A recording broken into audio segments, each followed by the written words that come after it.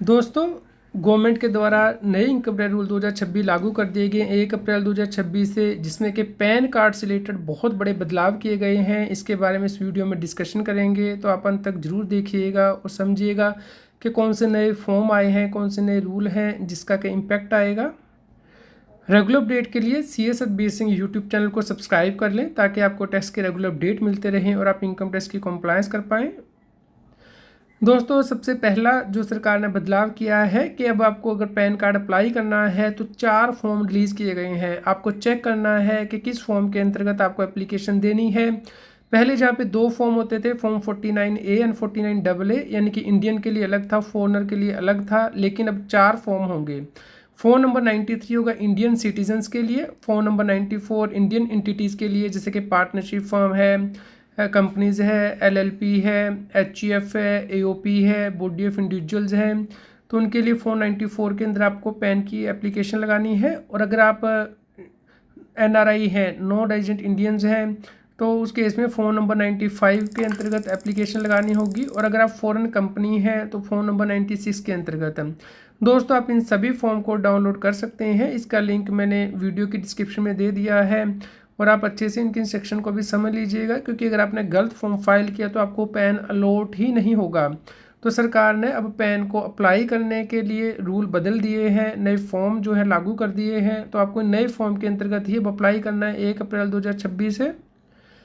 दोस्तों, एक और बड़ा बदलाव जो है पैन में नेम से रिलेटेड किया गया है। कई बार दोस्तों आपका जो आधार कार्ड में नेम जो इनिशियल्स में होता था, जैसे JK शर्मा, लेकिन पैन कार्ड में पूरा नेम होता था, तो इस प्रकार आपका पैन आधार कार्ड से लिंक नहीं हो पाता था। तो अब सरकार ने इसमें बड़ा बदलाव किया है कि अब आपका जो आधार में नेम है वो आप इनिशियल्स एंटर कर पाएंगे जब आप पैन एप्लीकेशन फॉर्म फिल कर रहे हैं, ताकि आपका जो नेम है as per Aadhaar card and as per PAN match हो पाए। तो पहले बहुत बड़ी प्रॉब्लम आती थी टैक्स पेयर को पैन को आधार से लिंक करने की, तो इसे सॉल्व करने के लिए सरकार ने बड़ा कदम उठाया है। दोस्तों, अगर आपको ये अपडेट पसंद आया हो तो लाइक ज़रूर क्लिक कीजिएगा। दोस्तों, नए इनकम टैक्स रूल में भी अगर आपका पैन आधार से लिंक नहीं होगा तो उस केस में पैन को इनऑपरेटिव कर दिया जाएगा। तो दोस्तों, अगर अभी तक आपने अपने पैन को आधार से लिंक नहीं किया है तो जल्दी से कर लीजिए, ताकि आपका पैन इनऑपरेटिव ना हो। तो दोस्तों, आप अपने पैन को आधार से लिंक कर सकते हैं आसानी से। इनकम टैक्स के पोर्टल पे इसके लिए फैसिलिटी दी गई है।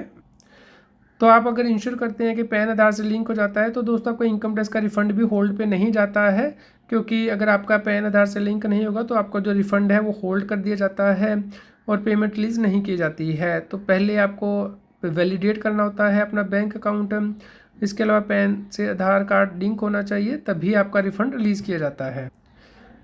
दोस्तों, अब जैसे ही आप नया पैन अप्लाई करेंगे तो उस केस में आपको मोबाइल नंबर और ईमेल एड्रेस देना मैंडेटरी होगा। पहले मैंडेटरी नहीं होता था, तो अब सरकार रियल टाइम में ये ट्रैक कर रही है कि आप का मोबाइल नंबर या ईमेल एड्रेस क्या है, ताकि आपसे कम्युनिकेशन किया जा सके। क्योंकि अगर कोई भी दिक्कत आती है, परेशानी आती है, आपके फ़ोन में कोई गड़बड़ी है, तो आपके मोबाइल पे या ईमेल पे आपको कांटेक्ट किया जाएगा। तो इसलिए इंश्योर करें कि जब भी आप पैन एप्लीकेशन फ़ाइल करें, आप अपना ही मोबाइल नंबर एंटर करें, ईमेल आईडी एंटर करें, ताकि फ्यूचर में जो भी कम्युनिकेशन इनकम टैक्स डिपार्टमेंट से मिले वो सीधा आपके मोबाइल पे या ईमेल पे आ सके और टाइमली आप उसके ऊपर एक्शन ले सकें।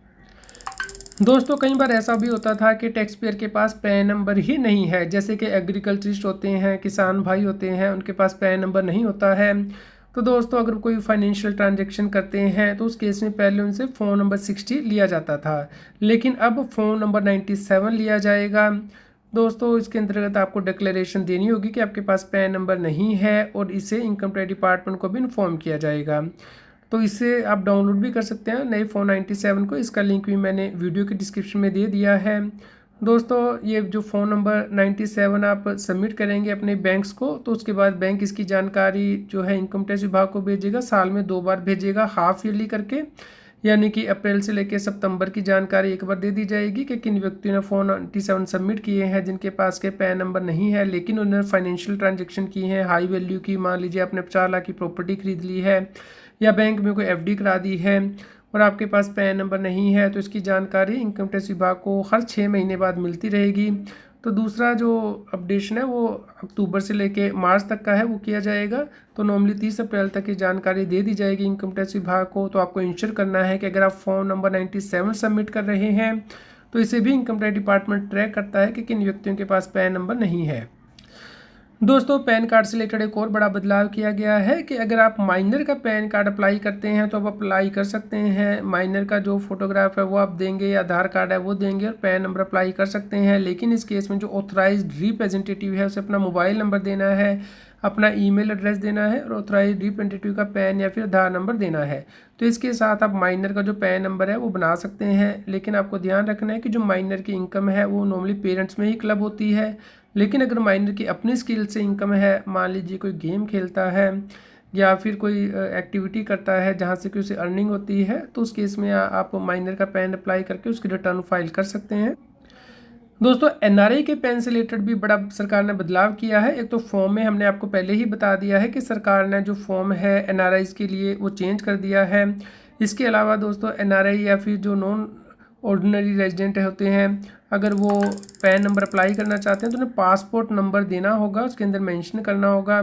इसके अलावा टैक्स पेयर आइडेंटिफिकेशन नंबर यानी कि टिन नंबर वो देना भी मैंडेटरी होगा अगर आप पैन के लिए अप्लाई कर रहे हैं।